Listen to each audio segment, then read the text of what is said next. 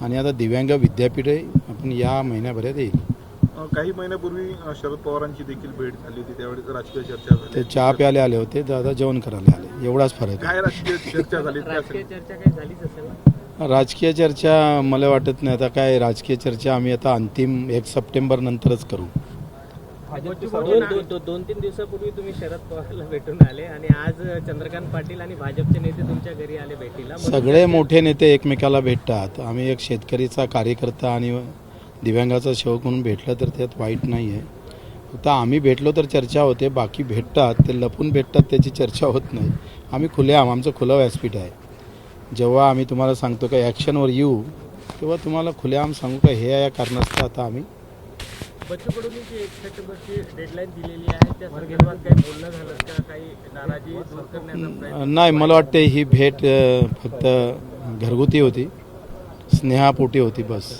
दादांचा प्रचंड विश्वास तुमच्यावर आहे. बच्चू कडू महायुतीतच राहतील असं त्यांनी म्हटलेलं आहे. तुमचा विश्वास कायम राहील?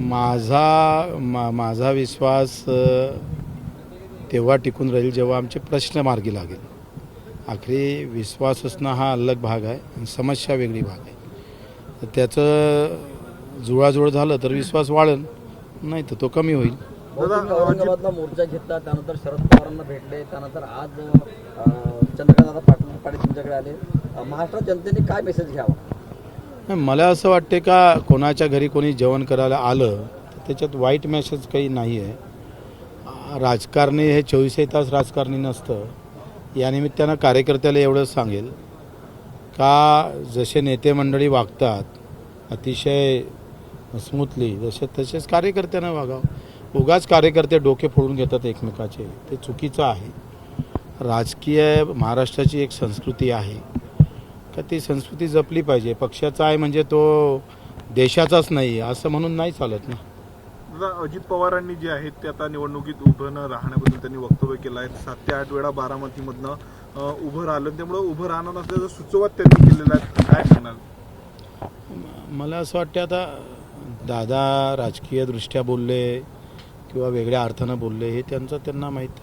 कसं आहे, बऱ्याच गोष्टी आपण जे मीडियामध्ये बोलतो किंवा सार्वत्रिक करतो त्या काही वेगळ्या खाली त्याचा एक वेगळा संदेश द्यायचा विचार असेल किंवा पुन्हा मतदारसंघामध्ये एक दादानं उभंच राहावं अशा मतदारांकडून त्यांनाकडून अपेक्षा असेल, असंही असू शकतं. भावनिक साथ असू शकते, असू शकतं ना. असं का तर राजकारणाच्या मनातलं राजकारणी सोडा, तुमच्याही मनात काय चालू आहे कोण सांगते.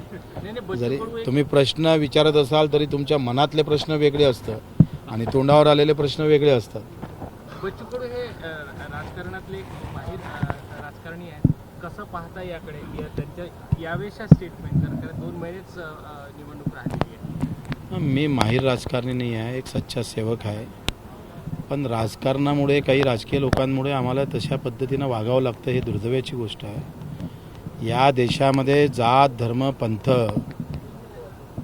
आणि प्रांत यावर जे काही 75 वर्ष लूट केली सामान्य माणसाची, त्याच्या विरोधात खऱ्या अर्थानं आम्हाला हे राजकारण करायचं आहे. शेतकरी, शेतमजूर, कष्ट, दिव्यांग हे राजकीय मुद्दे झाले पाहिजे. याच्यासाठीच आमचा अट्टा आहे, याच्यासाठी आमचा आग्रह आहे. हे का मुद्दे होऊ शकत नाही? जर जाती धर्माचे मुद्दे होते तर मग दिव्यांग, शेतकरी, शेतमजुराचे मुद्दे का माझ्या भीतीवर लिहिले आहे तुम्हाला तिथे काही हे मुद्दे झाले पाहिजे. आणि या मुद्द्यासाठी आम्ही राजकारण करत राहतो, त्यात वाईट तर काही नाही.